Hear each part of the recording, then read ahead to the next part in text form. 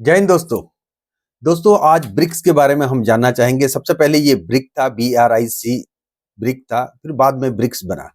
Brick एक क्या है? ब्रिक एक संस्था है, जैसे G7 कंट्री। आपने G7 सुना होगा। G7 में जो कंट्रीज आते हैं, सबसे पहले G7 की बात करते हैं, बाद में हम ब्रिक्स में जाएंगे। तो G7 कंट्री में जैसे होता है, G7 में Canada, France, Germany, Italy, Japan, United kingdom और यूनाइटेड स्टेट अमेरिका भी है। G7 यूरोपियन कंट्री है। G7 को वेस्ट बोला जाता है, वेस्टर्न कंट्री है ये सब। इनका अलग इकोनॉमी स्टैंडर्डाइजेशन है, इकोनॉमी जो ट्रेड है उनका अलग है। और ये चाहते हैं कि G7 को बहुत ज्यादा से ज्यादा प्रॉफिट मिले, बहुत ज्यादा से ज्यादा स्ट्रेंथन हो अपना इकोनॉमी को लेके। साथ ही साथ कहीं ना कहीं एक सोच आता है ब्रिक्स बनाने के। ब्रिक्स में बोलना चाहूंगा कि ब्राजील, रसिया, इंडिया, चाइना और साउथ अफ्रीका। हालांकि साउथ अफ्रीका बाद में ज्वाइन किया ब्रिक्स को। अब ब्रिक्स से अमेरिका को इतना परेशानी क्यों हो रहा है? अगर ब्रिक्स अपना एक साउथ ग्लोबल का एक ऑर्गेनाइजेशन अगर उभर रहा है, तो उससे यूएस को क्यों डर लग रहा है? भाई यूएस को इसलिए डर लग रहा है कि यूएस को जो डी डॉलराइजेशन शुरू होने वाला है, उसका जो डॉलर का जो कॉन्सेप्ट है, पूरा इंटरनेशनल मार्केट में जो भी हम ट्रेड करते हैं, जो भी देश ट्रेड करता है, एक दूसरे के साथ ट्रेड करते हैं, मिलियन बिलियन डॉलर में ट्रेड होता है, वो सब डॉलर में होता है। क्यों डॉलर में करेंगे भाई? वो आपका देश का करेंसी है, क्यों करेंगे? क्यों? पहले से कॉलोनाइजेशन के बाद पहले से ये कॉन्सेप्ट बना दिया गया है। पहले से अमेरिका देखो, डिफेंस में चाहे मिलिट्री पावर ले लो, चाहे इकोनॉमी ले लो, अमेरिका का एक दबदबा है पूरा मतलब पूरा वर्ल्ड के अंदर। तो ऑब्वियसली उसका करेंसी को वो कभी भी नीचे गिरने नहीं देगा। तो ये एक सोच पैदा होता है कि ब्रिक्स होना चाहिए। क्यों होना चाहिए? कि भारत और चाइना एक उभरता हुआ डेवलपिंग कंट्री है और उभरता हुआ इकोनॉमी है, जो कि आने वाले कुछ दिनों में यूनाइटेड स्टेट को भी चैलेंज कर सकता है। और यूनाइटेड स्टेट को चैलेंज करने का मेन मकसद क्या है? डॉलर में हम ट्रेड नहीं करेंगे। जैसे कि 2024 के डेटा के हिसाब से 500 बिलियन डॉलर का ट्रेड हुआ था इन 5 देशों में। कौन कौन सा? Brazil, Russia, India, China and South Africa. तो इन पांचों देशों ने जो बनाया ब्रिक्स, इससे डी डॉलराइजेशन होने का चांसेस बढ़ जाता है। इसीलिए यूएस को बहुत चिंता है। डोनाल्ड ट्रंप वैसे भी बिजनेसमैन है, उसको सबसे ज्यादा चिंता सता रहा है इस बात को।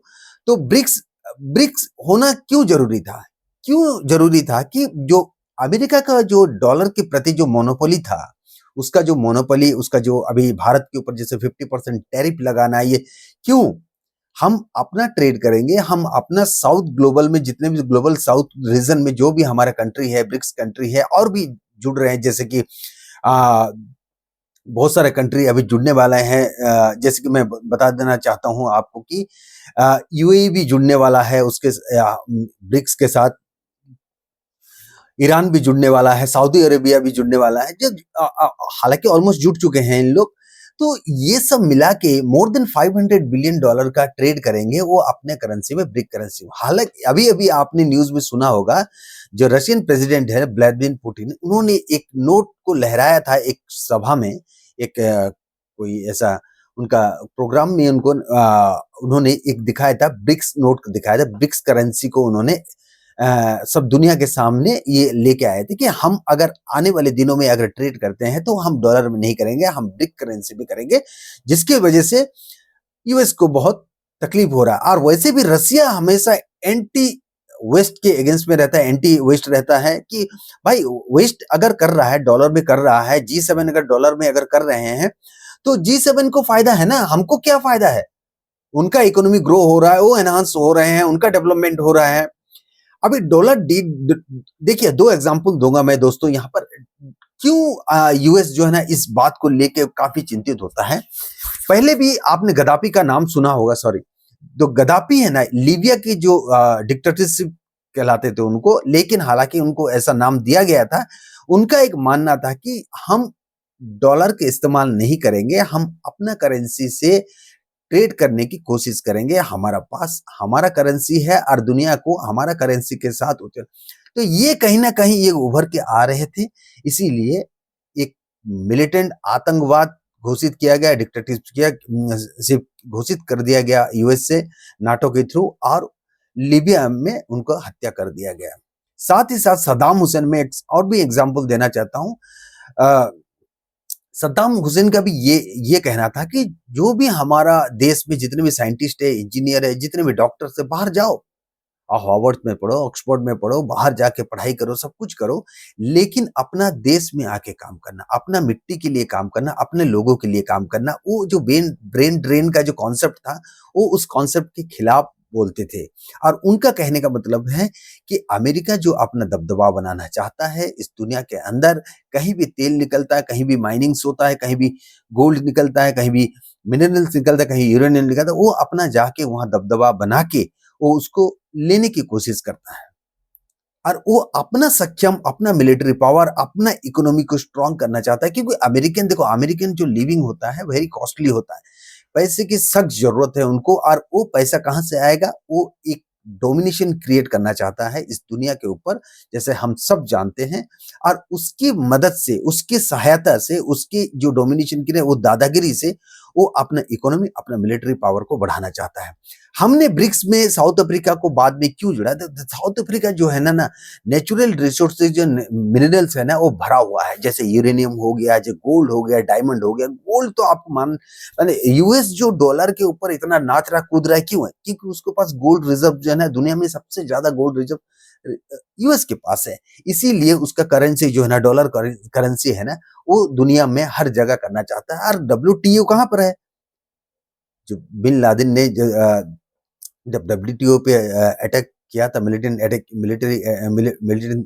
अटैक हुआ था, डब्ल्यूटीओ कहां पर है? यूएस में है, ऑब्वियसली। तो यूएस में जो डब्ल्यूटीओ है, वर्ल्ड ट्रेड सेंटर, जितने भी आपका वर्ल्ड के अंदर जो भी कंट्री ट्रेड करता है, एक जगह से दूसरा जगह ट्रेड करता है, वो डब्ल्यूटीओ के थ्रू होगा। डब्ल्यूटीओ का हाथ, पूरा एंटायर कमान किसके हाथ में है? यूएस के हाथ में है। आप समझो इस बात को। इसीलिए व्लादिमीर पुतिन और चाइनीज प्रेसिडेंट जो है ना, इस बात को लेके काफी चिंतित है। और चिंतित नहीं है वो, इसको मतलब एनकरेज करना चाहते हैं कि ब्रिक्स जो है ना अपना ट्रेड अपने हिसाब से करे। अपना जो ग्लोबल साउथ रीजन में जितने भी कंट्री है, ब्रिक्स कंट्रीज हैं, अभी 5 से लेके 7, 8, 9 कंट्री उसमें ऐड हो चुके हैं। तो इन सब जो है ना, हम ब्रिक्स करेंसी, हम अपना करेंसी से हम ट्रेड करेंगे, हम यूएस डॉलर से ट्रेड नहीं करेंगे। ये इनका एक कॉन्सेप्ट है, जिसके वजह से ये चिंताजनक है यूएस के लिए, डोनाल्ड ट्रंप के लिए। दोस्तों, ब्रिक्स के बारे में ये इतना ही जानकारी मैं आपको दे पाया। और भी हम डेप्थ में जाएंगे तो वीडियो लंबा हो सकता है, बहुत ज्यादा। ये मोटा मोटी आप ये समझो कि ब्रिक्स होता क्या है, कौन कौन से देश है। जैसे मैंने 2-3 बार दोहरा दिया है, Brazil, Russia, India, China and South Africa, अभी अभी यूएई और सऊदी अरेबिया, ये सब जुड़ रहे हैं अभी। ठीक है, तो जो ब्रिक्स कंट्री है, आप देखो, मैं ये बोलना चाहूंगा कि जैसे G7 को टक्कर देने वाला कोई है तो ब्रिक्स है। अगर G7 को कोई टक्कर देगा, G7 को अगर इकोनॉमी टक्कर देगा, आप सोचो G7 500 बिलियन डॉलर का अगर ट्रेड कर रहा है तो कितना टोटल एंटायर ट्रेड का कितना परसेंट हो? 36% जो है ना एंटायर ट्रेड का साउथ ग्लोबल में ट्रेड हो रहा है। 36% अब तो एंटायर ग्लोबल, वर्ल्ड ग्लोबल का। इसीलिए ब्रिक्स जो है ना उभरता हुआ एक स्ट्रॉन्ग कम्युनिटी बनते जा रहा है, जिसके लिए यूएस, डोनाल्ड ट्रंप को और यूएस को एक चिंता हो रहा है। यूएस में जितने भी सो कॉल्ड इंटेलिजेंट लोग हैं और जो ब्रेन, जो थिंक टैंकर्स हैं, उनको भी ये कहीं ना कहीं ये चिंता सता रहा है। दोस्तों, ये वीडियो कैसा लगा आपको, ये जरूर आप कमेंट्स कीजिए, आप मेरा वीडियो को लाइक कीजिए, सब्सक्राइब जरूर कीजिए, ताकि मुझे इंस्पिरेशन मिले और अच्छे अच्छे वीडियो बनाओ, जियो पॉलिटिक्स में बनाऊं। और हमारा सोशल, जितने भी सोशल, भारत में भी बहुत सारा ऐसा मुद्दा है, इशू है, जिसके ऊपर हम बात करेंगे आने वाले दिनों में। तब तक के लिए जय हिंद, वंदे मातरम, भारत माता की जय।